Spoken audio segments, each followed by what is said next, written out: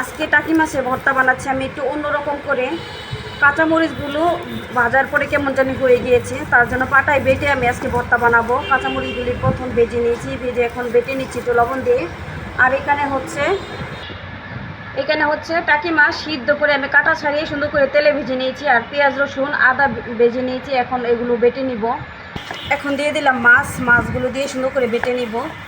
আর পেঁয়াজ দিব যখন, তখন আমি পেঁয়াজগুলো আদা বাটা করে নিব। মাছগুলো একটু কড়া করে ভেজে নিয়েছি, তাই আর কি একটু লিপিস করে ভেজে নিতে হবে।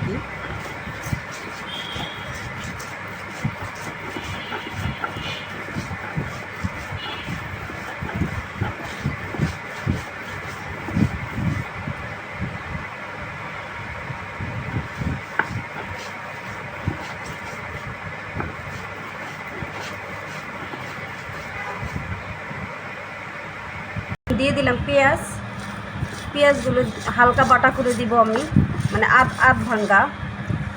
ভর্তার সাথে ভাত খেতে খুবই ভালো লাগে আমার কাছে, অন্যজনের কাছে কেমন লাগে জানি না। আর আমার মতো ভর্তা লাভার কে আছেন সবাই কমেন্ট করে জানাবেন। তো পেঁয়াজগুলো আদা বাটা করে দিয়ে দিচ্ছি, দিয়ে এখন সম্পূর্ণ ভর্তাটা আমি ভালো করে মিক্স করে নেব। একসাথে উল্টি করে মিক্স করে নেব। অনেকে আছেন একটু তেল বেশি খেতে পছন্দ করেন, যারা একটু তেল বেশি খেতে পছন্দ করেন তারা সরিষার তেল যে আছে ওইটা আলাদা করে মিক্স করে নিতে পারেন। আর আমি ভর্তাটা একটু বেশি করে বানিয়েছি, ভর্তা বেশি করে বানিয়ে ফ্রিজে রেখে খেলে ভালো লাগে। আর যেহেতু আমি হাত জ্বালা পোড়া করে মরিচ করলে, তার জন্য আর কি একদিনই বেশি করে ভর্তা বানিয়ে রেখে দিয়ে 4-5 দিন খেতে পারি আর কি। ফ্রিজে রেখে ভর্তা খেলে ভর্তা সহজে নষ্ট হয় না, আর আমার হাতের ভর্তা অনেক দিন থাকে। একটু ভালো করে ভর্তাটা উল্টে পাল্টে মিক্স করে নিচ্ছি। আজকে দুপুরে ভাত খাওয়া হবে। সব কিছু থেকে শাক আর হচ্ছে ভর্তা, এই দুইটা জিনিস দিয়ে ভাত খাওয়া যায়। মাছ মাংস যত যাই কিছু বলেন না কেন, ভর্তা আর হচ্ছে শাক এগুলো দিয়ে ভাত খাওয়া যায় অনেক।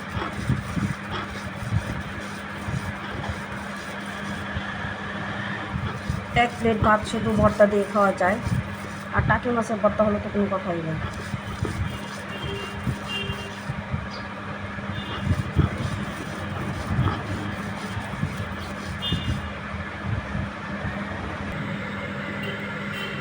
এই তো ভর্তাটা বানানো হয়ে গিয়েছে আমার, মাশাআল্লাহ অনেকখানি ভর্তা হয়েছে। আর ভর্তার স্মেলটা অনেক সুন্দর আসতেছে, যেহেতু আদা দিয়েছি সাথে। মাছের ভর্তা বানানো হয়ে গিয়েছে, এখন আলু ভর্তা বানাবো। আর ডিম ভুনা করেছি, এগুলো দিয়ে আজকে দুপুরে খাওয়া দাওয়া হবে। তো সবাই ভালো থাকেন, আল্লাহ হাফেজ।